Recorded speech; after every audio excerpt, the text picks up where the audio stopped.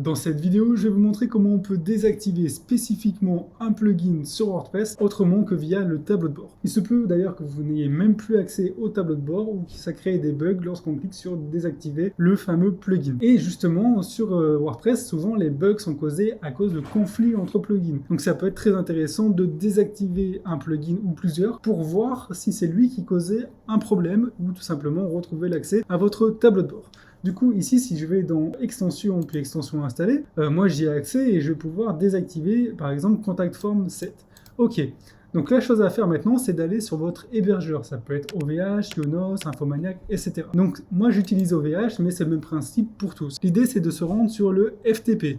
Donc ici en cliquant sur mon hébergement, j'ai FTP. Je clique dessus et là j'ai deux façons de faire. Soit j'ai FTP Explorer, du coup un outil en ligne pour accéder aux fichiers de mon serveur, soit j'utilise les informations présentes sur cette page-là, donc les informations FTP, et je les rentre dans un logiciel qui s'appelle FileZilla. C'est un logiciel gratuit qui se trouve dans la description de la vidéo et ça va me donner accès à ce dossier-là avec tous mes fichiers WordPress. Il se peut que vous ayez du coup plusieurs sites internet. Du coup, si je remonte sur le répertoire précédent, j'ai tous mes sites et www c'est le site principal. Du coup, si vous avez qu'un site, vous cliquez sur le dossier www. Donc moi, je clique sur celui-ci, c'est celui que j'utilise. Donc j'ai plusieurs sites internet sur le même hébergement, c'est un hébergement mutualisé. Et ici, je vais aller dans WP Content, ensuite Plugins.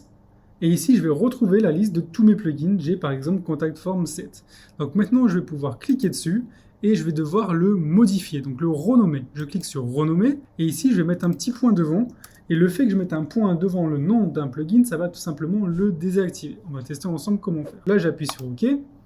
Et là, maintenant, je retourne avant et j'ai ma liste de plugins. J'ai bien Contact Form 7 avec le point devant. Du coup, si je retourne sur mes extensions ici, je fais actualiser et là, Contact Form 7 a disparu. L'extension Contact Form 7 a été désactivée en raison d'une erreur. Donc ça a très bien fonctionné. Si je clique sur désactiver et il n'apparaît pas ici, pour le réactiver, je vais devoir retourner sur le FTP et le renommer en enlevant le point ici. Je fais renommer, j'enlève le point, j'appuie sur OK, je reviens ici et hop, là, automatiquement, il apparaît ici. Il apparaît dans désactiver. Il n'apparaît pas dans activer, il va falloir le réactiver manuellement maintenant. Donc je reclique sur activer.